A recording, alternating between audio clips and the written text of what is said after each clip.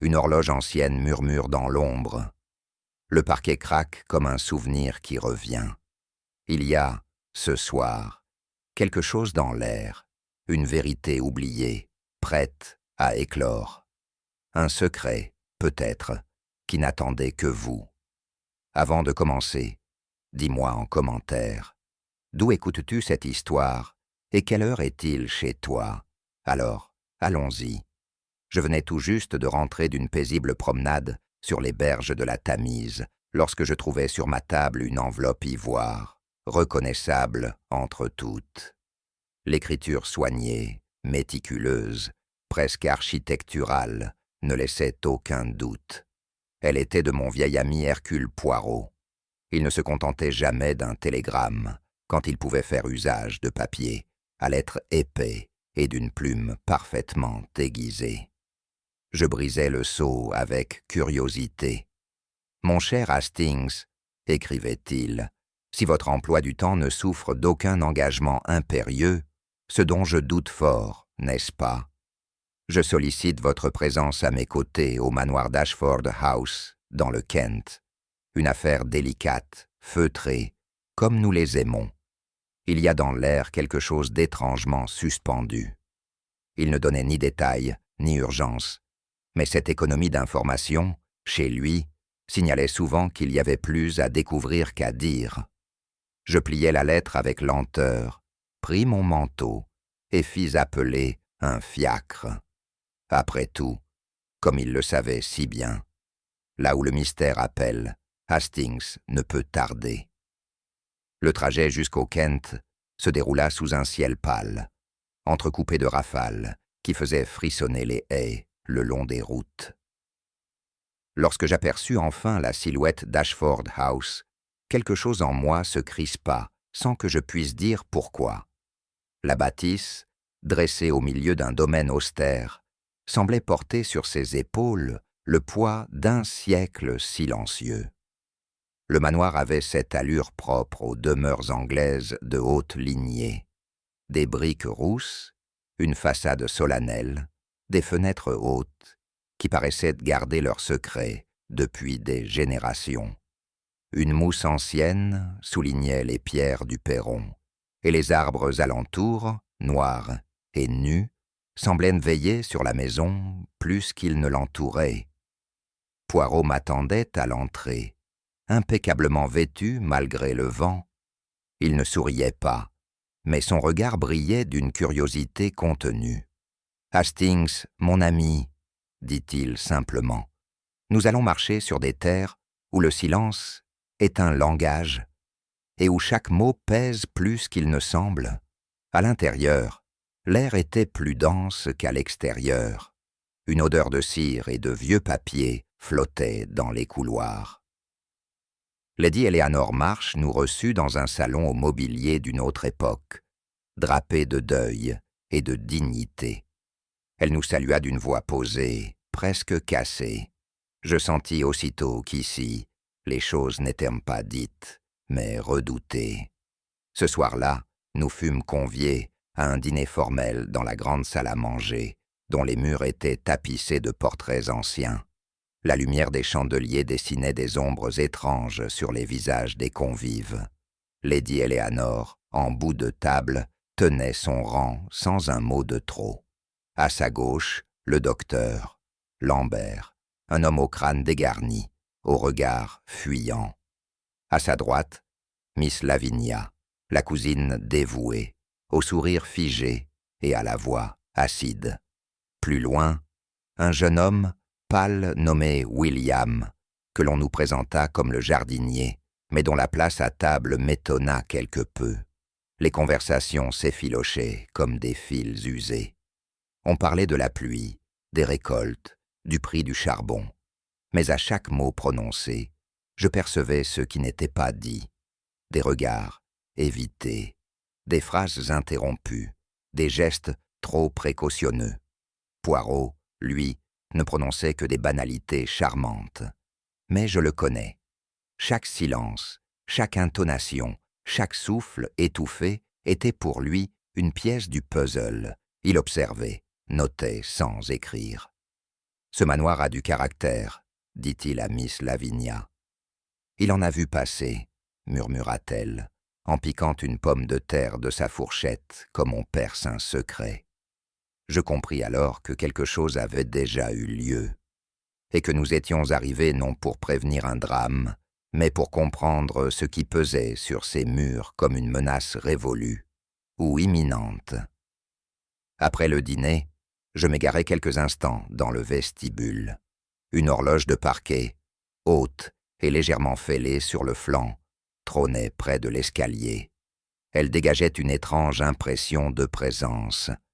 Elle était de ces objets que l'on ne remarque pas tout de suite, et qui, une fois vus, ne quittent plus l'esprit. Je regardai l'heure, 11h57, et puis, soudain, elle sonna. Mais ce n'était pas une sonnerie douce et régulière comme on l'aurait attendu.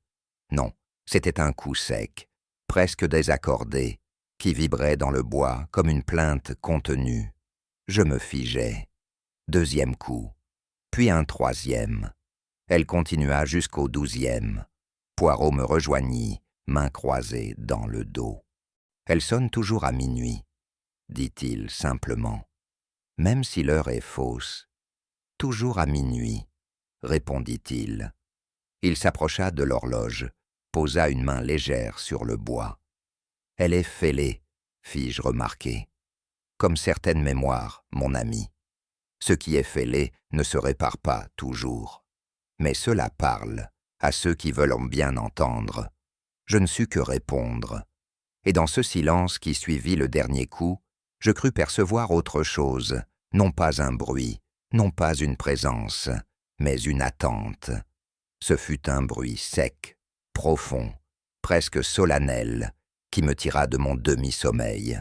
3 coups frappés, espacés avec une régularité glaçante, comme s'ils répondaient à un cérémonial que seul l'auteur du geste connaissait.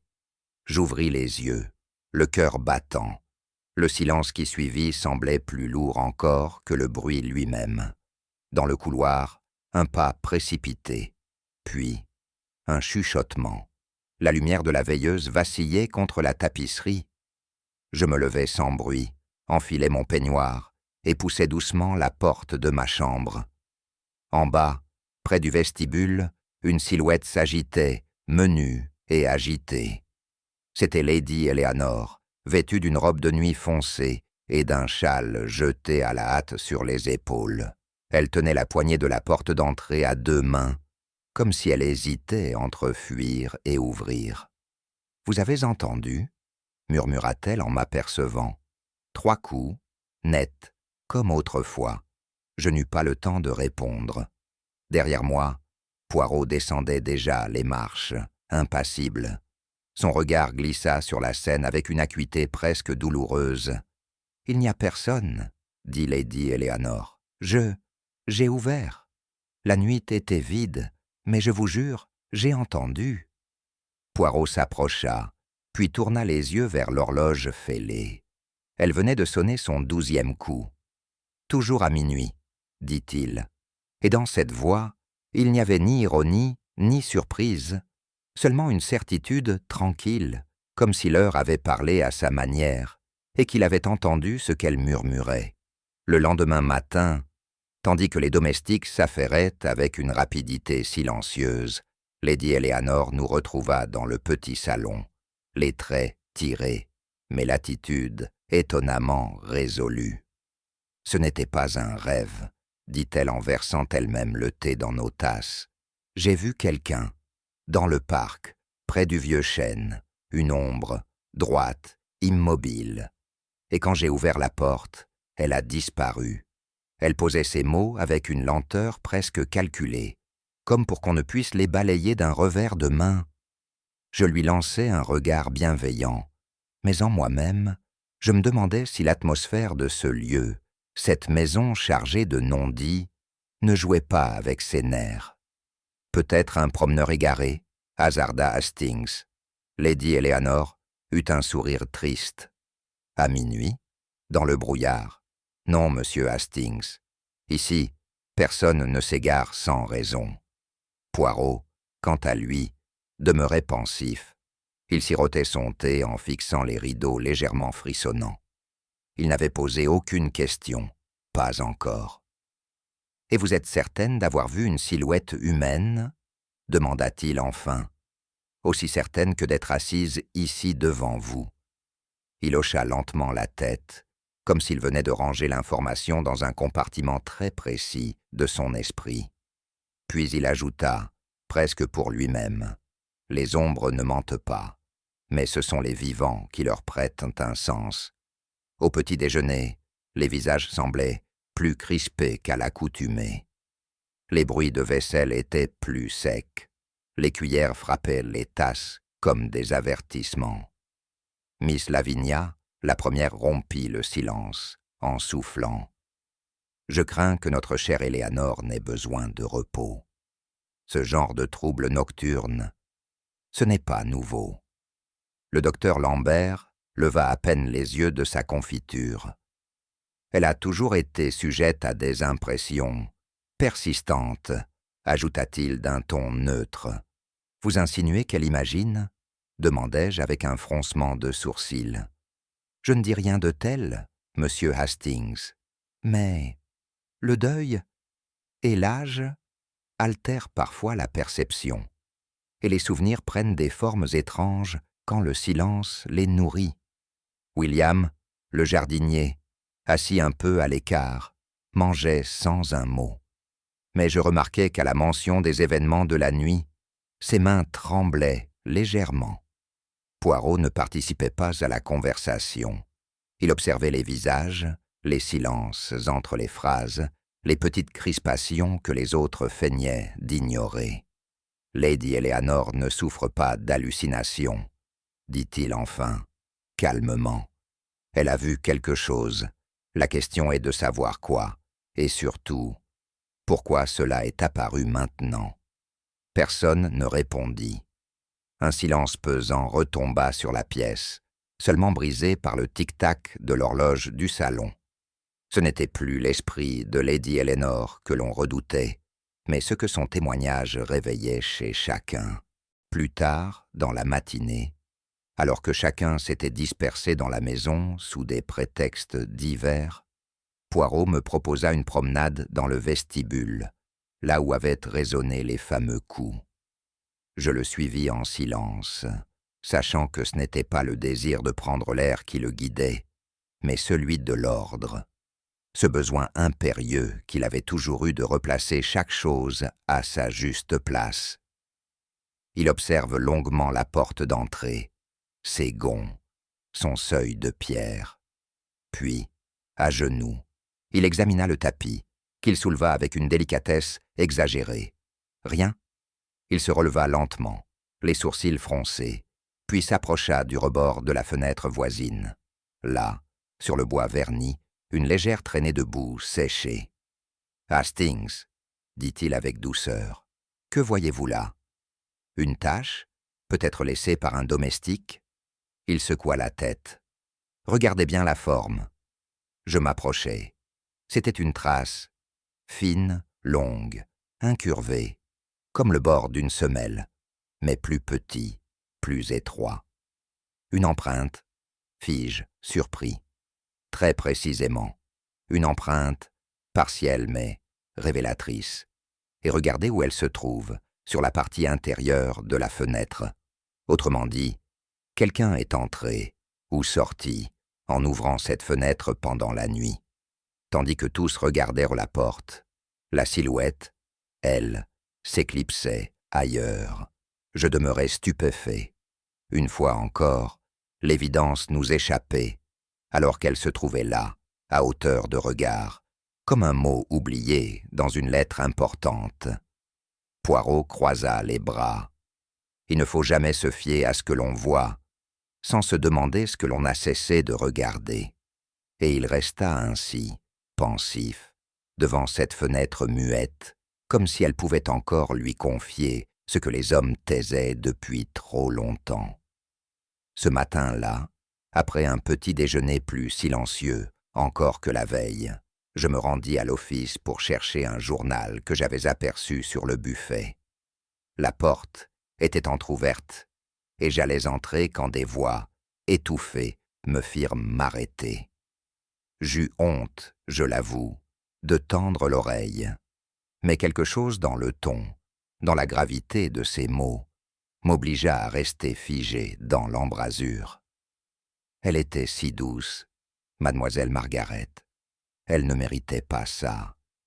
Douce, oui, mais obstinée. Elle ne voulait pas écouter sa mère. Et vous savez ce qu'on disait? Qu'elle s'est suicidée? Allons donc, une fille comme elle. Jamais. On l'a retrouvée dans la serre. Mais qui sait ce qui s'est vraiment passé cette nuit-là? Je crus reconnaître la voix de Mrs. Finch, la gouvernante en titre, accompagnée de celle de la jeune soubrette à lunettes, Alice. Leur murmure vibrait comme une vieille blessure qu'on n'ose pas gratter, mais qui n'a jamais cicatrisé. Lady Eleanor refuse d'en parler, poursuivit Alice. Et Monsieur Henry, il devient fou quand on évoque sa sœur. On dit qu'elle portait un collier de perles ce soir-là, un collier qu'on n'a jamais retrouvé. Un silence lourd suivit, avant que Madame Finch ne claque un tiroir pour clore la conversation. Je fis mine d'entrer, trop tard. Mais l'atmosphère avait changé. L'air semblait plus froid. Je quittai l'office avec un malaise inexplicable, une sensation persistante d'avoir effleuré une vérité profondément enfouie. Ce fut Poirot qui mit la main sur l'objet en question, dans la bibliothèque, tandis que je parcourais mollement les rayons, cherchant à dissiper mon trouble. Je le vis feuilleter un vieil album de famille, soigneusement relié, aux pages jaunies et aux coins légèrement recourbés. « Regardez, mon ami, » dit-il doucement, en tournant l'album vers moi. Je m'approchai. Une photographie en noir et blanc, prise dans les jardins de la propriété. Une jeune femme que je reconnus d'instinct, Margaret. Elle se tenait debout, l'air rieur, dans une robe d'été, une main en visière devant les yeux, pour se protéger du soleil.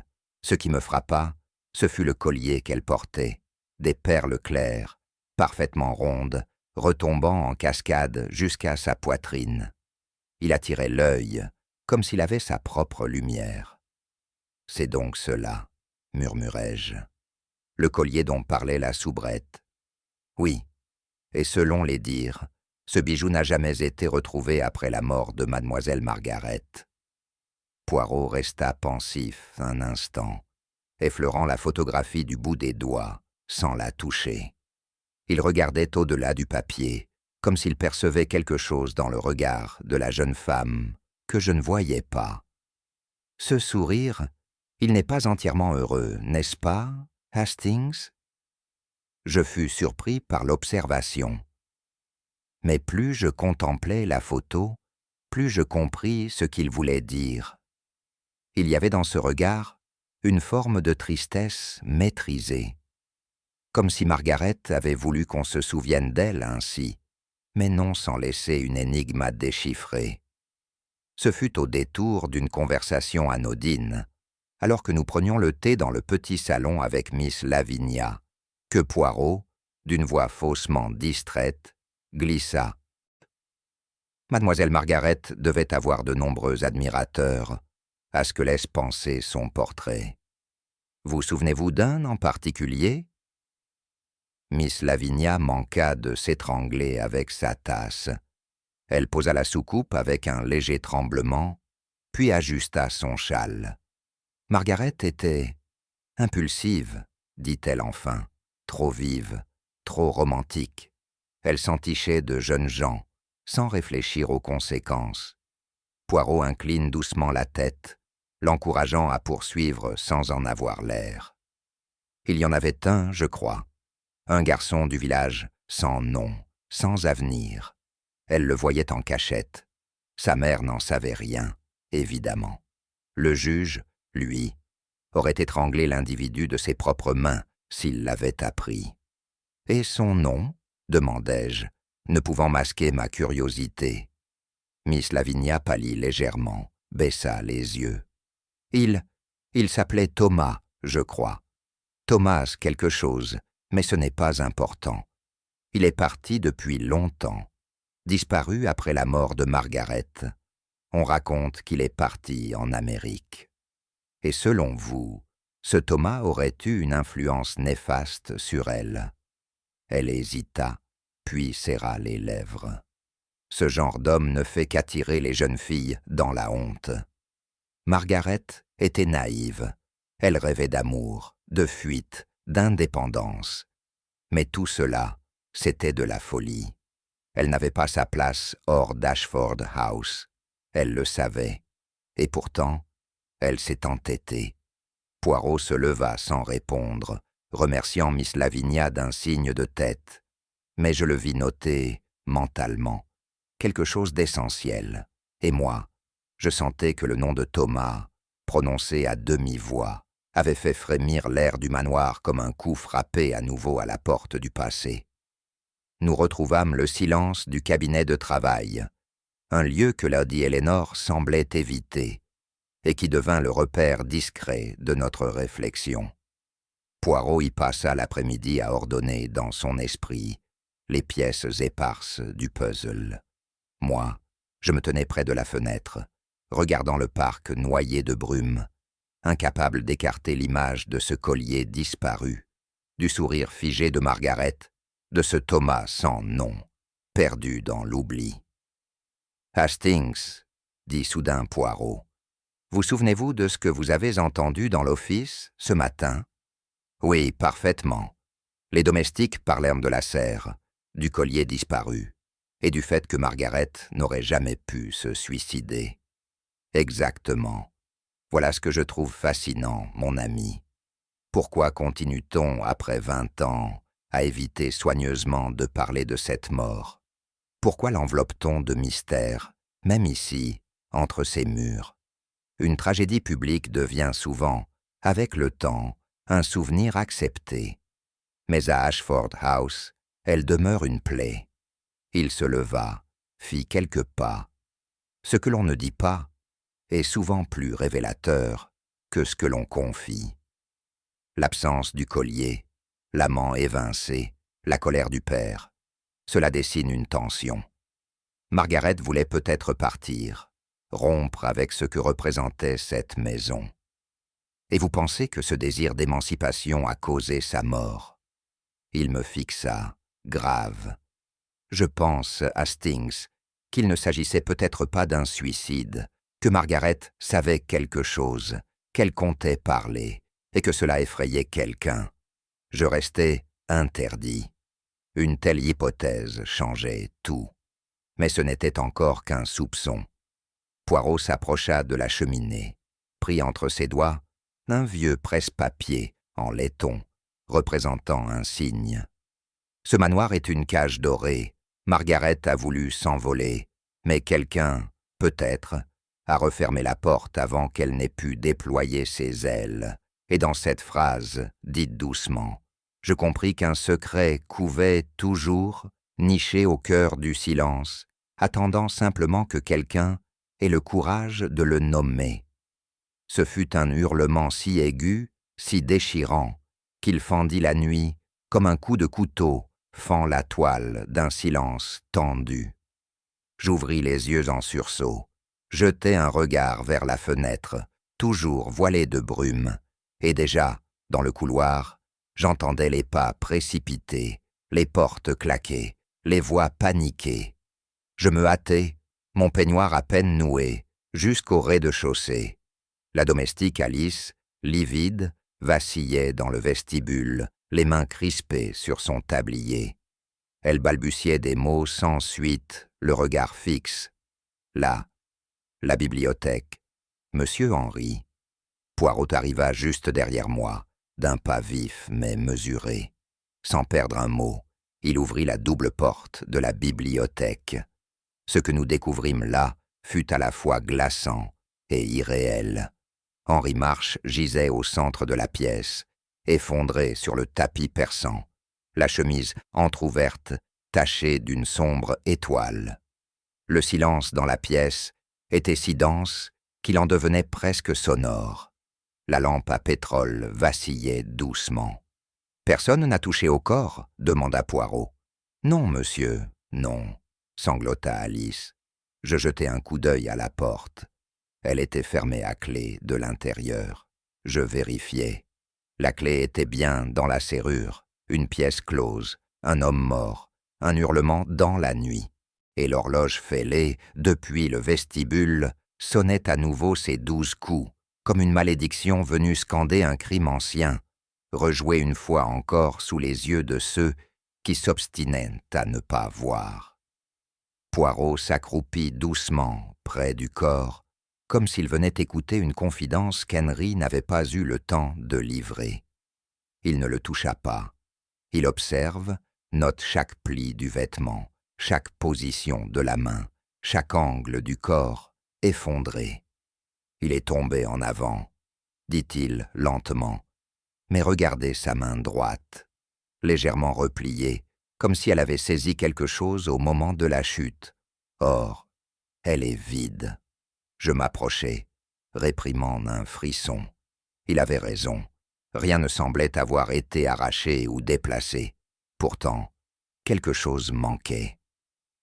Aucune trace d'arme, observai-je. Poirot se redressa, les yeux plissés. Et la blessure ne semble pas massive. Un poignard, peut-être. Quelque chose de fin, précis. Cela demande proximité. Le meurtrier ne l'a pas tué à distance. Il parcourut lentement les murs du regard. Une pièce fermée à clé de l'intérieur. Une victime qui ne crie pas, mais s'écroule. Un corps disposé avec une étrange exactitude. Il s'approcha ensuite du bureau, observa les feuilles, disposées en éventail, la plume posée soigneusement dans l'encrier. « Rien n'a été dérangé », murmura-t-il. « Ce n'est pas un crime de passion, Hastings, c'est un crime de silence, réfléchi, étouffé. » Je ressentis alors cette tension que seul Poirot savait nommer. L'ordre des choses avait été violé. Et c'était précisément cela, cet ordre rompu dans sa symétrie, qui allait l'aider à tout rétablir. Il se tourna vers moi. Le meurtrier n'a pas seulement tué, il a voulu effacer sa trace, mais il a laissé une signature, quelque part. Il nous faut la lire. Ce fut en fouillant la pièce, à la demande de Poirot, que je découvris l'objet incongru. Un vase de porcelaine, posé sur un guéridon près de la fenêtre, attira mon attention. Il était orné de motifs chinois, raffinés, sans être exceptionnels. Mais en le soulevant légèrement, je perçus un son mat, comme si quelque chose se trouvait à l'intérieur. Je penchai le vase. Une clé glissa sur le tapis. Poirot, fis-je, stupéfait. Il s'approcha et la prit avec précaution. Elle était ancienne, plus rustique que les clés modernes de la maison, et ne correspondait à aucune des serrures visibles. « Voilà une chose curieuse, » dit-il. « Pourquoi cacher une clé ici? Et surtout, de quelle porte est-elle la clé ?» Il la tourna dans ses doigts, comme s'il cherchait à faire parler l'objet. Puis il me regarda. « Mon ami, nous sommes en présence d'un crime où la serrure est un mensonge. On nous montre une porte close, mais la clé, elle, se cache ailleurs. » Il reposa le vase sur le guéridon avec une lenteur presque cérémonieuse. Le coupable n'a pas fui. Il s'est glissé là où personne ne le soupçonnerait. Et cette clé, elle a été oubliée, par erreur ou par orgueil. Je ne savais quoi répondre.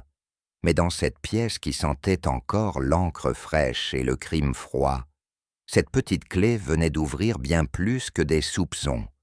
Elle ouvrait une brèche. Le salon fut envahi peu après, lorsque la nouvelle de la mort d'Henry se répandit dans les couloirs, comme une traînée de poudre. Chacun descendit, le visage pâle, le regard fuyant. Mais les réactions, elles, étaient révélatrices. Lady Eleanor s'effondra dans un fauteuil, la tête entre les mains, sans larmes, mais figée dans un mutisme absolu. À ses côtés, Miss Lavinia tournait en rond, les mains jointes comme en prière, répétant sans fin « Ce n'est pas possible. Ce n'est pas possible. Le docteur Lambert, arrivé en dernier, prit le pouls du mort avec la précision froide d'un homme qui connaît déjà la conclusion. Puis il déclara, d'un ton presque administratif, « Monsieur March est décédé depuis environ 1 heure, minuit, l'heure exacte de l'horloge. » Ce mot déclencha un frémissement chez Lady Eleanor. Elle se redressa lentement. Elle a sonné, comme la nuit où Margaret est morte. C'était le même son. William, le jardinier, se tenait à l'écart. Il observait la scène avec une raideur étrange, comme si son corps était là, mais son esprit ailleurs. Poirot ne disait rien. Il observait. Il s'imprégnait de chaque geste, de chaque parole retenue, de chaque silence évité. Je savais, pour l'avoir vu à l'œuvre tant de fois, qu'il construisait déjà la carte invisible de ce qui venait de se jouer. Puis, il murmura, « Une famille se défait toujours de la même manière, Hastings, non par les cris, mais par le silence. Et dans ce silence, justement, je compris que quelque chose venait de se briser pour de bon à Ashford House. Mais ce n'était peut-être pas la mort d'Henry qui en était la cause. Ce fut, au lendemain du drame, que Poirot, avec une délicatesse toute particulière, proposa à Lady Eleanor une promenade dans les jardins. Je les observais depuis la verrière, avançant lentement parmi les ifs, comme 2 âmes échappées d'un tableau ancien. Lorsqu'ils revinrent, Lady Eleanor semblait à la fois épuisée et soulagée, comme si un poids, trop longtemps contenu, venait de s'effriter sous ses mots. Elle nous demanda à tous deux de la rejoindre dans le petit salon, où elle nous parla, pour la première fois, de la serre, de Margaret et de la voix. « Cela a recommencé, » murmura-t-elle, « ces derniers jours, avant la mort d'Henry. Le soir, lorsqu'il fait très calme, j'entends sa voix. Pas un cri, pas une plainte, seulement un mot. Pourquoi ? Toujours ce mot. » Elle regarda Poirot droit dans les yeux, et je crus y lire un mélange de terreur et de soulagement. « Vous me croyez fou, n'est-ce pas ?» Poirot secoua lentement la tête. « Non, madame, je crois que la mémoire sait parler, et parfois, elle emprunte des chemins détournés. Ce que vous entendez, c'est peut-être ce que vous avez toujours su. » Elle se leva, chancelante. « Margaret n'est jamais vraiment partie, » dit-elle dans un souffle. « C'est la maison qui la garde. » Poirot resta pensif longtemps après son départ. Puis il dit simplement, « Les fantômes sont souvent vivants, Hastings. Ils s'habillent en convenance, prennent le thé et continuent à dissimuler ce qu'ils ne veulent pas avouer. » Dans l'après-midi, je trouvais William au potager, affairé à désherber une parcelle abandonnée. Ses gestes étaient mécaniques, presque brutaux. Il n'avait pas entendu mes pas. « Monsieur Hastings, » dit-il en se redressant brusquement, « vous m'avez surpris. » Je m'excusais poliment et cherchais un prétexte, mais la vérité était que j'étais venu avec des soupçons. Depuis le début, ce jeune homme me semblait trop nerveux, trop effacé, et son lien supposé avec Margaret me paraissait soudain bien plus qu'un souvenir lointain. « Vous avez bien connu mademoiselle Margaret, n'est-ce pas ?» Il rougit violemment. « Je l'aidais parfois dans les serres. Elle aimait les orchidées. Elle disait qu'elles étaient comme elle, fragiles mais capricieuses. » Il baissa les yeux. « Vous l'aimiez ?» demandai-je. Il ne répondit pas immédiatement. Puis, d'une voix rauque, « J'aurais tout fait pour elle, mais je n'étais pas de son monde. » Je le regardais avec une attention redoublée. Sa douleur semblait réelle, mais dans son attitude, je décelais quelque chose d'évasif, comme s'il cachait plus que de la peine, comme s'il craignait encore quelqu'un ou quelque chose. « La nuit dernière, où étiez-vous » Il leva les yeux, cette fois avec une étincelle de colère. « Dans mes quartiers, à dormir, comme tout le monde. » Je notais l'absence de témoins. Je quittais William avec un poids au cœur.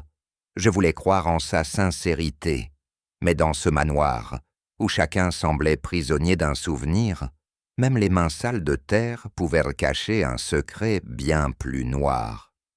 Je trouvais Miss Lavinia dans le petit salon de musique, les doigts effleurant distraitement le clavier d'un piano désaccordé.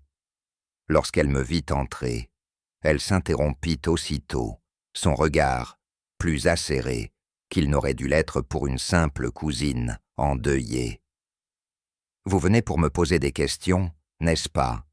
Comme ce petit homme à moustache. Nous cherchons seulement à comprendre, mademoiselle. » Elle soupira avec agacement. « Comprendre?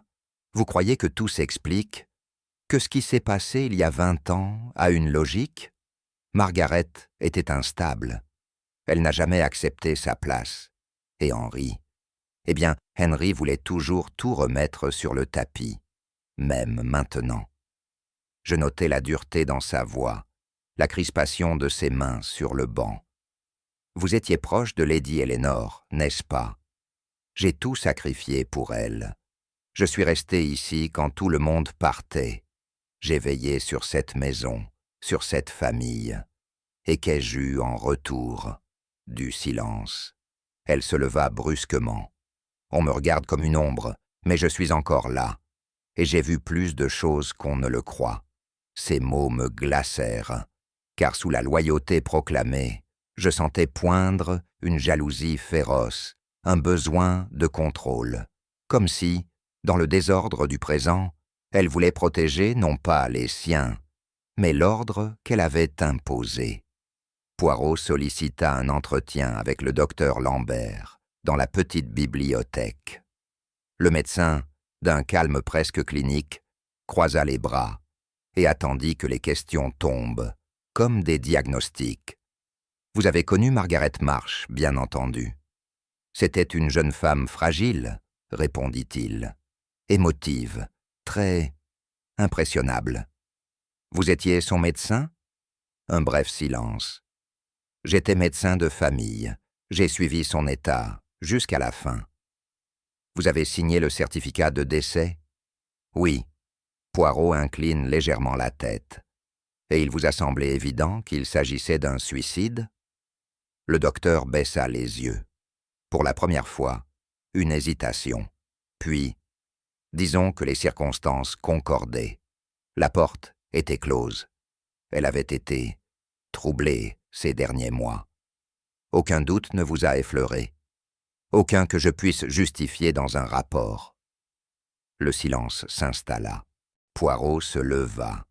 « Vous êtes un homme mesuré, docteur, et les silences, chez vous, ne sont jamais vides. » Lorsque nous sortîmes, Poirot me glissa simplement. « Il sait quelque chose, mais ce qu'il cache n'est pas de l'ordre du crime. C'est une dette, ou une peur ancienne, et dans cette peur, j'eus soudain l'impression que se trouvait une clé plus précieuse encore que celle cachée dans le vase. Ce soir-là, Poirot s'installa au bureau avec une feuille blanche, sur laquelle il nota méthodiquement les emplois du temps de chacun pour la nuit du meurtre. Il traçait des lignes, entourait des heures, relisait ses notes sans dire un mot. Je tentai de l'interrompre à plusieurs reprises, mais il m'éconduisit d'un geste sec. Chaque minute a son poids, Hastings, et celui qui ment ne triche pas avec le temps. Il s'y perd. Au bout d'un moment, il posa sa plume. « L'un d'eux a menti, » dit-il simplement. « Vous savez qui? » « Bien sûr. Et vous allez le confronter. » Il sourit. « Non, pas encore. Il faut que le mensonge mûrisse. Sinon, on ne cueille que des demi-vérités. » Je ne compris pas tout à fait, mais je sentis que, pour lui, l'affaire prenait forme, et que nous entrions dans la partie la plus subtile de l'enquête, celle où l'on ne cherche plus la preuve, mais le moment exact où elle doit être révélée. Je ne pus retenir plus longtemps mon hypothèse. Tout, selon moi, désignait William, son attitude fuyante, son absence d'alibi, sa relation trouble avec Margaret. C'était limpide. C'est lui, dis-je à Poirot. Il a dû la tuer par vengeance ou par chantage. Poirot me regarda longuement, sans répondre. Puis il dit, d'une voix douce, « Vous êtes un excellent narrateur, Hastings, mais parfois, votre cœur écrit l'intrigue avant que les faits ne le fassent. Je ne sus que dire. » Et pour la première fois, je doutais de mon intuition. Plus tard, dans le vestibule plongé dans la pénombre, Poirot se pencha sur l'horloge fêlée. Il en détacha le panneau inférieur, dévoilant un mécanisme ancien et une modification récente. Un petit ressort remplacé, un balancier décalé de quelques minutes. Il se redressa lentement. « On l'a trafiqué », murmura-t-il. Puis, refermant l'horloge avec précaution, il ajouta « Le crime ici ne se joue pas sur les minutes, mais sur les illusions. Et chaque illusion, Hastings, est une scène. Ce manoir est un théâtre. Et la vérité, notre dernier acte. » Le lendemain matin, alors que les résidents d'Ashford House semblaient se murer chacun, dans leur routine figée, Poirot me prit à part, les mains croisées dans le dos. « Hastings, je souhaite visiter la serre, celle que l'on garde close depuis 20 ans. » Je clignais des yeux. La serre, lieu interdit, ombré par les souvenirs et les rumeurs. On n'en parlait qu'à voix basse, comme d'un mausolée invisible. Mais croyez-vous que nous y trouverons quoi que ce soit après tout ce temps? Il sourit. Je ne cherche pas ce que les autres cherchent. Je cherche ce qu'ils évitent de regarder. Nous fîmes part de notre requête à Lady Eleanor, qui blêmit, mais n'opposa aucune objection. Un domestique nous remit une vieille clé, rouillée, qu'il avait fallu retrouver dans un tiroir de l'ancien bureau, du juge Marsh. Le chemin jusqu'à la serre fut court, mais j'eus la sensation d'un pèlerinage muet. Les herbes hautes frôlaient nos mollets.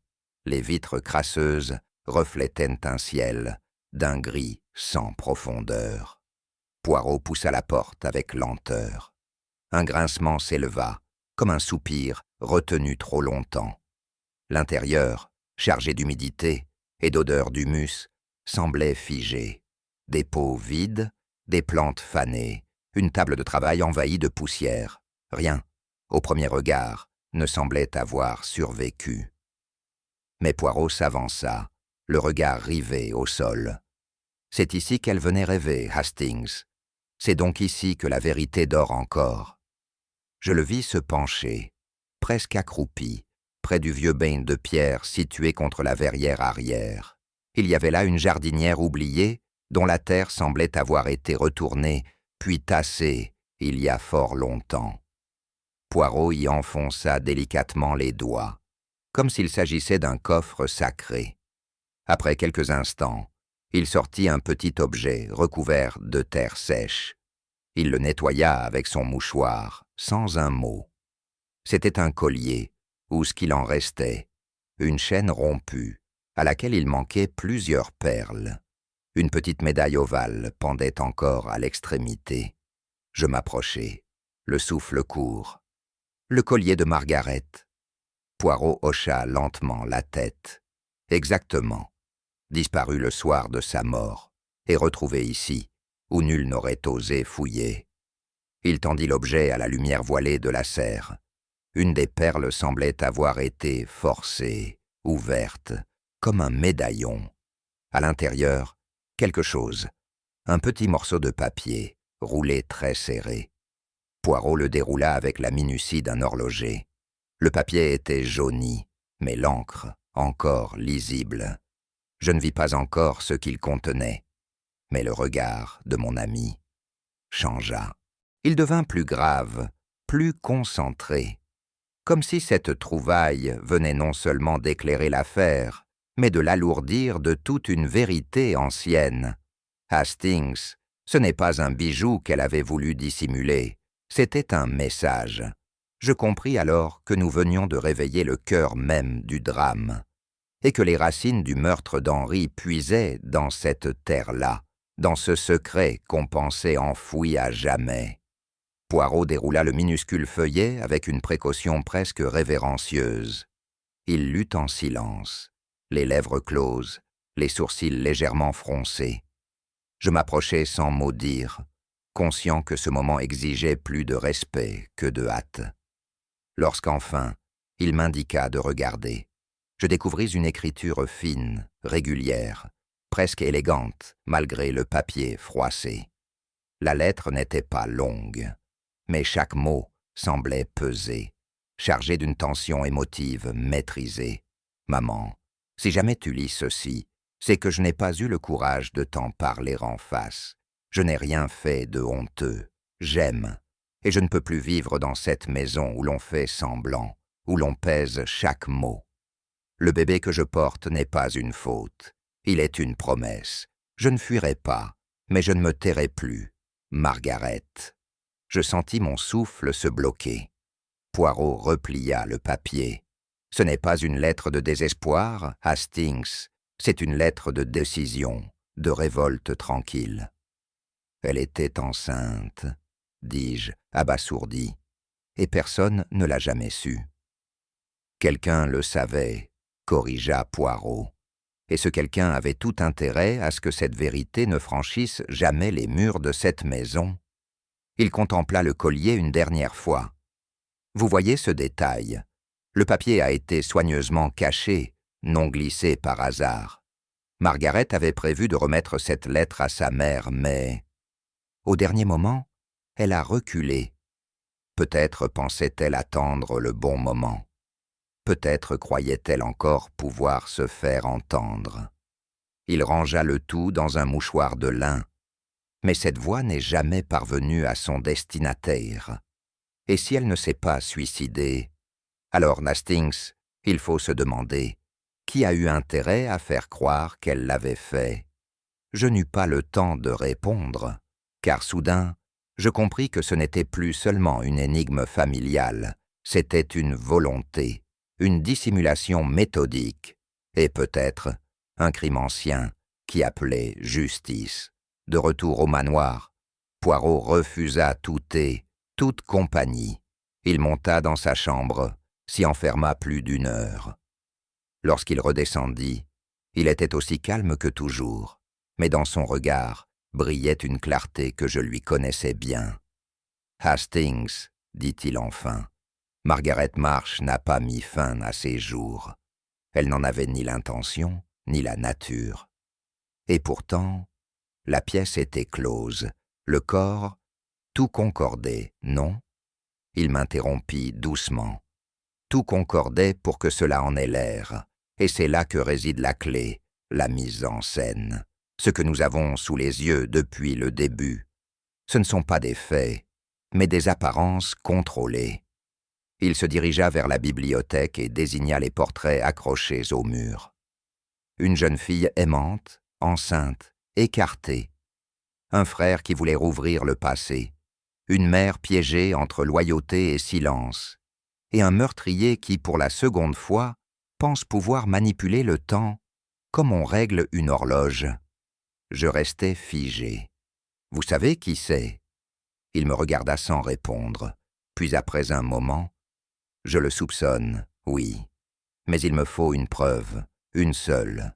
Et je pense que ce soir, à minuit, elle viendra. » Il tourna alors le regard vers la grande horloge du vestibule, celle qui, chaque nuit, sonnait les 12 coups avec une obstination macabre. Car il y a une chose, mon ami, que même le plus habile des meurtriers ne peut arrêter, la vérité. Elle finit toujours par sonner. Le jour s'étira dans une tension muette. Les visages se croisèrent sans se saluer. Les pas résonnaient dans les couloirs, comme des échos de souvenirs trop lourds. Vers 17 heures, Poirot réunit chacun dans le petit salon et, d'un ton calme et grave, annonça « Mes amis, ce soir, je vous demande de vous rassembler tous à minuit dans le grand salon. Ce sera bref, mais nécessaire. » Un murmure parcourut l'assemblée. Miss Lavinia leva les yeux au ciel. Lady Eleanor blêmit. William baissa les yeux. et le docteur Lambert conserva son impassibilité coutumière. « Pourquoi à minuit ?» demanda-t-il, sans véritable émotion. « Parce que c'est à cette heure-là que le passé frappe à la porte, et que nous devons, tous ensemble, lui ouvrir. » Il n'ajouta rien, ne justifia ni son choix, ni sa méthode. Il se contenta de quitter la pièce, en laissant derrière lui une tension épaisse comme la brume du matin. Je le suivis. « Vous les provoquez, » dis-je à voix basse. « Non, Hastings, je les invite à se souvenir, à revivre, à parler enfin. » Il s'arrêta, les mains croisées dans le dos, et me regarda droit dans les yeux. « Cette maison est un théâtre figé.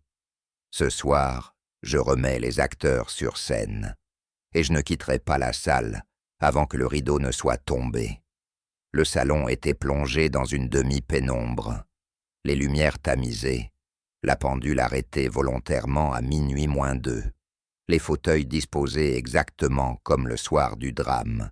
Tout, jusqu'au moindre détail, avait été orchestré par Poirot, avec une précision presque cérémonieuse. Nous étions tous là, Lady Eleanor, livide, droite dans son fauteuil, Lavinia, nerveuse, triturant son mouchoir en dentelle, William, raide, figé dans un silence glacé, le docteur Lambert, les bras croisés, les lèvres serrées, et moi, observant la scène comme on suit un rituel oublié. Poirot ne parla pas. Il fit simplement le tour de la pièce, lentement, en silence. À chaque pas, il s'arrêtait devant un objet, une chaise, une fenêtre, comme s'il convoquait les fantômes eux-mêmes. Puis il se plaça au centre et d'une voix douce dit « Imaginons, nous sommes ici, un soir de mars, il y a 20 ans. Margaret vient de quitter la serre. Elle tient un collier dans une main et dans l'autre, une lettre. Elle monte les marches. Elle hésite. Elle entend un mot, une menace, et elle disparaît. Un frisson parcourut la salle.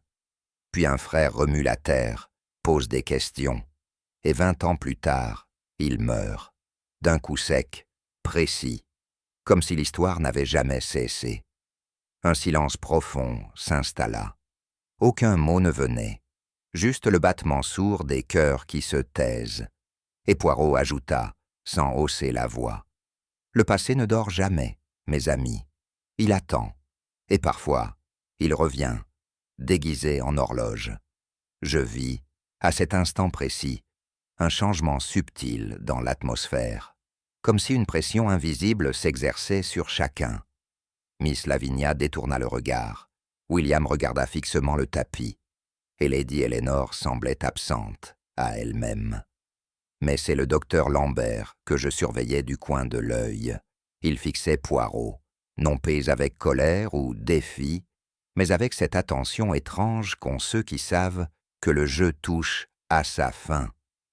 Et soudain, au moment précis où l'horloge factice sonna le premier des 12 coups, action déclenchée par Poirot lui-même à l'aide d'une montre dissimulée, je vis la main du médecin se raidir. Un petit mouvement, presque imperceptible, comme s'il allait se lever ou parler. Mais il se retint. Poirot l'avait vu. « Docteur Lambert, » dit-il, « que ressent-on lorsqu'on entend le même son 20 ans après? Est-ce un rappel, un avertissement ou un aveu ?» Le docteur ouvrit la bouche. Aucun mot n'en sortit. Il se leva brusquement, fit 2 pas vers la cheminée, puis s'arrêta. Sa respiration s'accélérait. Ce n'était pas prévu ainsi. Ce fut presque un murmure. Poirot n'ajouta rien. Il le regardait simplement. Il attendait. Et moi, je compris que ce que nous observions n'était pas une confession. C'était un effondrement, un fardeau trop longtemps porté, dont le porteur n'avait plus la force de nier l'existence. La vérité ne se révélait pas. Elle s'écoulait, goutte à goutte, entre les doigts du silence. Ce fut un simple regard, un instant suspendu, lorsque le docteur Lambert, au bord de la parole, tourna lentement les yeux vers Lady Eleanor. Ce regard-là, contenait tout, l'histoire, le remords, la complicité muette, la peur. Et Lady Eleanor, pâle comme une statue, soutint ce regard sans trembler. Poirot s'en saisit. « Vous saviez, dit-il à Lady Eleanor, depuis le début, mais vous ne pouviez pas parler, parce que parler c'était tout perdre, votre fille, votre fils, votre mari, votre nom. » Elle ne répondit pas, mais son visage se plissa, lentement, comme un voile qu'on froisse sans le déchirer. Poirot se tourna alors vers moi. « Hastings, voici le moment que j'attendais, l'instant précis où le silence devient insoutenable, où les regards trahissent ce que les mots refusent de dire. » Je sentis que la pièce retenait son souffle. Plus un bruit, plus un geste. Et pourtant, tout venait de basculer. Les personnages étaient à nu. La scène, enfin, éclairée. Et dans cet éclairage, je vis que le passé n'était pas seulement revenu. Il avait attendu son heure, et maintenant, il réclamait sa conclusion. Ce fut le lendemain du piège tendu, alors que la lumière grise d'un matin, sans vent, filtrait à peine à travers les rideaux épais, que Poirot fit demander la présence de tous dans le grand salon. Il n'y avait ni urgence, ni menace dans sa voix, mais une solennité telle qu'aucun membre de la maison ne s'autorisa à décliner l'invitation. Lady Eleanor entra à la première, le regard bas. Miss Lavinia, plus raide que jamais, l'accompagnait de près. William, en retrait, semblait porter sur ses épaules un poids invisible, et le docteur Lambert, enfin, s'installa lentement dans le fauteuil à accoudoir, les mains croisées sur ses genoux. Moi, debout près de la cheminée, j'attendais. Poirot se plaça au centre, dans cet espace laissé vide, comme si chacun savait qu'il ne s'agissait plus d'une réunion mondaine, mais d'un jugement. Il contempla longuement les visages devant lui, sans mot dire. Puis il parla, doucement. « Il est temps, le temps de rassembler les fils, de remonter les aiguilles et de faire sonner les 12 coups de la vérité. » Un frémissement imperceptible me parcourut la pièce. Personne ne parla, car tous savaient, instinctivement, que l'heure que Poirot avait choisie n'était ni une convenance, ni une stratégie. C'était la dernière heure. Poirot s'éloigna de quelques pas, les mains croisées dans le dos. Puis, lentement, avec cette rigueur qui le caractérisait, il se mit à dérouler les fils, ceux que nous n'avions su saisir qu'épars jusqu'à présent. Tout commence, bien sûr, avec Margaret, une jeune femme intelligente, vive, libre, mais enfermée dans une maison de convention et de secret. Elle aime, elle tombe enceinte, elle refuse d'avoir honte, elle veut parler. Il se tourna vers Lady Eleanor, puis vers le docteur Lambert.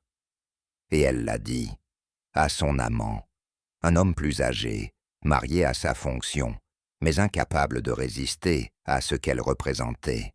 Un avenir, un danger, un silence tendu. Poirot poursuivit, implacable. Cette grossesse, elle n'en a pas fait mystère. Elle a pas même écrit une lettre, mais elle ne l'a jamais remise à sa mère. Et cette lettre, elle l'a dissimulée dans son collier. Un collier qu'elle a caché dans la serre, à l'abri, comme une promesse d'avenir. Peut-être pensait-elle qu'elle aurait le temps. Il fit une pause, laissa la tension s'installer. Mais quelqu'un l'attendait. Ce soir-là, elle avait été confrontée. Elle a menacé de parler, et cette menace ne pouvait pas être tolérée. Poirot se tourna vers William. « Vous l'aimiez, mais ce n'est pas vous. » Puis vers Lavinia. « Vous l'enviez, mais ce n'est pas vous non plus. » Il marqua une seconde d'arrêt. Il fallait quelqu'un de calme, de méthodique, quelqu'un qui savait où elle serait et comment faire croire à un suicide. Et à cet instant, tous les regards convergèrent vers le docteur Lambert. « Le meurtrier, » dit Poirot avec une lenteur calculée, « est un homme de science, de précision. un homme habitué à faire taire les émotions et à protéger les apparences. Il tourna son regard vers le docteur Lambert, qui ne bougea pas. « Vous étiez l'amant de Margaret », poursuivit Poirot. « Vous avez connu sa détresse, sa détermination, et vous avez compris qu'elle ne se tairait pas. Vous avez tenté de la dissuader, elle a refusé. » Un silence.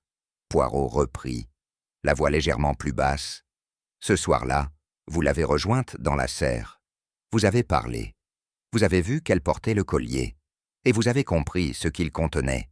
Vous avez perdu le contrôle ?» Le docteur ferma lentement les yeux.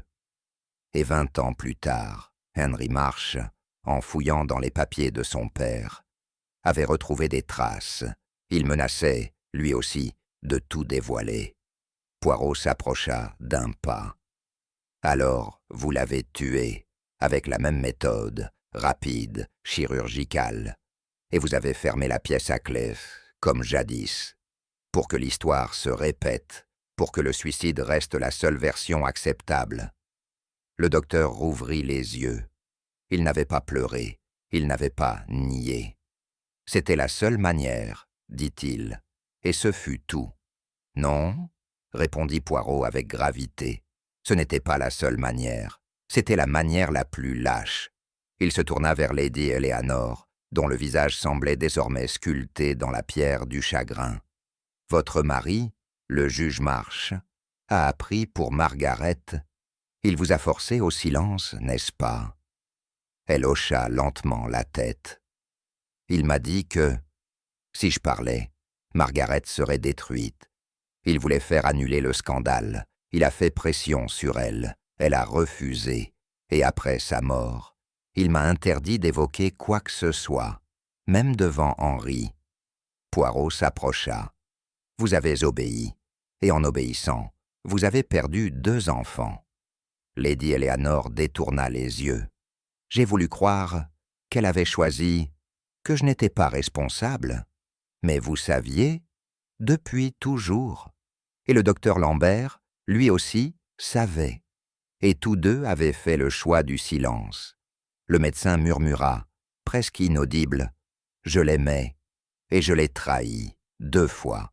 D'abord, en la laissant mourir, puis en me taisant. » Poirot, pour la première fois, parut ému. « Ce qui tue, ce n'est pas la vérité, c'est la peur qu'on a de la dire. » Un silence profond s'abattit sur la pièce. Ce n'était pas un silence pesant, c'était celui des pierres qu'on déplace, des sépultures qu'on ouvre, des souvenirs qu'on libère enfin. Et dans ce silence-là, je compris que Margaret, absente depuis 20 ans, venait enfin d'être entendue. Poirot ouvrit doucement la petite boîte qu'il avait apportée. À l'intérieur, soigneusement pliée dans un mouchoir de lin, se trouvait la lettre de Margaret. Il la tendit à Lady Eleanor, sans un mot. Elle la prit avec des doigts tremblants, lut lentement. Et lorsqu'elle releva les yeux, 2 larmes avaient creusé une ligne sur ses joues silencieuses. « Elle voulait me le dire, » murmura-t-elle. « Elle l'a fait, » dit Poirot. « Simplement, vous ne l'avez pas trouvée à temps. » Puis il tira de sa poche une petite clé rouillée. « Et voici l'autre preuve, celle de votre crime, docteur, l'horloge. Vous avez modifié son mécanisme pour qu'elle sonne à minuit, peu importe l'heure réelle, pour créer l'illusion, le rituel, la répétition. Le docteur Lambert ne nia pas. Vous avez tenté de rejouer la scène, mais vous avez oublié que les symboles ont une mémoire et qu'un son faux finit toujours par résonner plus fort que le silence. » Il referma la boîte, puis il ajouta, simplement, « Le reste appartient à la justice. Je n'oublierai jamais le visage de Lady Eleanor à cet instant précis. Ce n'était pas celui d'une femme effondrée, ni d'une mère dévastée. C'était un visage traversé par une lumière douloureuse, mais calme. Comme si, après 20 années de brume, elle retrouvait la ligne nette d'un rivage oublié. Elle se leva lentement, s'approcha de Poirot. « Merci, dit-elle, non pour Margaret, mais pour moi, car je ne l'entendais plus. Et ce soir, je l'ai entendue à nouveau. Poirot incline doucement la tête. Elle n'a jamais cessé de parler, madame. Vous avez simplement cessé de l'écouter. Et sur ces mots, le silence retomba, mais un silence pur, lavé de l'ombre. Le genre de silence qu'on n'a plus à craindre. Il y eut, après les révélations, un moment de silence si dense que j'en vins à croire que le manoir tout entier avait retenu son souffle. Aucun mot ne fut prononcé, aucun geste ne vint rompre cette suspension étrange, comme si chacun, dans cette pièce au mur chargée de souvenirs, avait besoin de laisser le passé achever sa lente remontée. Poirot demeurait debout, les bras le long du corps, le regard fixé non sur le coupable, mais sur Lady Eleanor, comme s'il mesurait encore le poids du non-dit. Quant à moi, je restais immobile, le cœur à la fois soulagé et serré, car ce genre de victoire n'a rien d'euphorique. Le docteur Lambert s'était levé sans protester, les traits figés dans une expression qui n'était ni colère ni peur, peut-être simplement la conscience d'avoir été vu, enfin, tel qu'il était. Le personnel avait disparu, comme par pudeur. Les flammes dans l'âtre crépitaient doucement, leur clarté dansant sur les boiseries et sur les visages défaits. On eût dit que la maison, elle-même, ce vieux témoin silencieux, commençait à relâcher sa tension. Il y avait quelque chose de profondément étrange à ressentir ainsi le calme après la tempête. Mais c'était un calme nouveau, non pas celui de l'oubli, mais celui de la vérité, posée au centre de la pièce, immobile, irrévocable. Et dans ce silence, il me sembla entendre, une dernière fois, les 12 coups fatidiques que l'horloge ne sonnerait plus. Le lendemain matin, un voile gris couvrait le ciel, et une pluie fine, presque transparente, tombait sur la campagne, endormie. Je faisais préparer nos valises avec un mélange de hâte et de mélancolie. Le manoir, bien qu'allégé d'un fardeau invisible, semblait plus ancien, plus solitaire, comme si maintenant que la vérité avait été dite, il n'avait plus besoin de dissimuler son âge. Poirot, quant à lui, s'était levé tôt. Je le trouvai dans le petit salon, occupé à lisser les plis de ses manchettes, avec une attention toute particulière, comme s'il mettait de l'ordre jusque dans le tissu de ses souvenirs. « Nous avons accompli ce que nous devions faire, mon ami, » dit-il doucement, en refermant sa valise. « Et pourtant, ce n'est pas une victoire qui se célèbre. » Je hochai la tête, incapable de formuler ce que je ressentais. Peut-on vraiment parler de justice lorsque tant de vies ont été consumées dans le silence? Lady Eleanor vint nous saluer avant notre départ. Elle n'ajouta rien, mais dans son regard, si longtemps voilé, brillait une lumière discrète, un éclat de paix peut-être. Elle ne serra pas la main de Poirot. Elle posa simplement un doigt sur son épaule et souffla. « Merci. » Nous montâmes à bord du fiacre qui nous attendait. Les roues s'enfonçaient doucement dans la terre détrempée. Je regardais une dernière fois la silhouette austère du manoir s'estomper dans la brume. « Un lieu chargé d'échos, » murmurai-je. « Oui, Hastings, » répondit Poirot. « Mais les échos s'éteignent, eux aussi, lorsqu'on cesse de leur mentir. » Quelques jours plus tard, une lettre brève et manuscrite parvint à Poirot. L'écriture était soignée, droite, presque rigide. Elle émanait de Lady Eleanor. « Monsieur Poirot, j'ai demandé à ce que l'horloge du grand salon soit démontée. Son mécanisme sera confié au silence. Je ne souhaite plus qu'elle sonne. Merci d'avoir arrêté le temps. » Je me souviens encore du silence qui suivit la lecture de ces lignes. Poirot replia lentement la lettre, la posa sur le guéridon, puis resta pensif. « Une décision symbolique, dit-il enfin. Les 12 coups sonnaient. trop fort dans son esprit. Il ne marquait d'un plus l'heure, mais la répétition de la douleur. Je comprenais ce geste. L'horloge n'était plus un instrument du temps, mais un métronome tragique, un rappel incessant d'un crime voilé. En la faisant taire, Lady Eleanor ne rejetait pas le passé, elle l'enterrait, non dans l'oubli, mais dans le repos. Je me pris à imaginer le salon vidé de cette présence sonore. Le tic-tac, remplacé par le souffle du vent. Le bois, redevenu simple meuble, dépouillé de sa charge symbolique. Il est des objets qui, par leur obstination à exister, finissent par peser plus que des mots. L'horloge avait été l'un d'eux. Elle avait rythmé la culpabilité, le mensonge et le silence. Et désormais, elle s'arrêtait. Ce soir-là, alors que nous partagions une tisane dans notre modeste pension de Londres, Poirot demeura silencieux plus longtemps qu'à l'accoutumée. Puis il releva la tête, le regard perdu quelque part au-delà des murs. « Vous savez, Hastings, dit-il, ce qui me frappe toujours dans ces affaires, ce n'est pas la noirceur du crime, mais la lenteur avec laquelle la vérité revient. » Je m'apprêtais à répondre, mais il leva la main. Les gens croient qu'en taisant un événement, en le repoussant, il finira par disparaître, mais non. Les vérités étouffées ne meurent jamais. Elles deviennent des murmures, puis des rêves, puis des coups sourds à la porte de la mémoire. Il se pencha légèrement, les doigts croisés. Et un jour, Hastings, elles reviennent, avec la même force qu'au premier jour, car la vérité n'oublie pas. Même si les hommes essayent, ils se tuent. Et je compris que ce soir-là, ce n'était pas à moi qu'il parlait, mais à l'écho lointain de toutes les histoires qu'il avait résolues. Je close ici le récit de cette affaire, peut-être l'une des plus troublantes auxquelles j'ai assisté aux côtés de mon vieil ami. Et pourtant, elle ne fut pas faite de poursuites ni de sang, mais de silences feutrés, de souvenirs distordus, de vérités trop longtemps tenues à distance. Et je me permets de vous poser une question.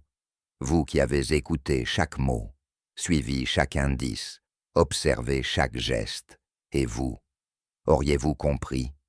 Auriez-vous su entendre, dans le battement d'une horloge immobile, le cri d'une jeune femme que personne n'a voulu croire?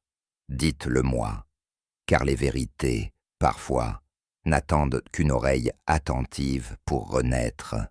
Et si cette histoire vous a touché, partagez-la avec ceux qui, comme vous, savent écouter entre les lignes. Laissez un mot, un soupir, une pensée dans les commentaires. Et souvenez-vous toujours, ce ne sont pas les horloges qui marquent l'heure, mais les cœurs qui l'entendent. Parfois, il suffit d'un seul coup de minuit pour que tout ce que l'on croyait enfoui refasse surface. Et vous, auriez-vous su reconnaître le vrai visage du silence? Si cette histoire vous a touché, aimez-la, partagez-la avec d'autres passionnés. Et dites-moi en commentaire ce que vous auriez fait à la place de Poirot. Que la dernière note de cette énigme continue de résonner doucement, quelque part en vous.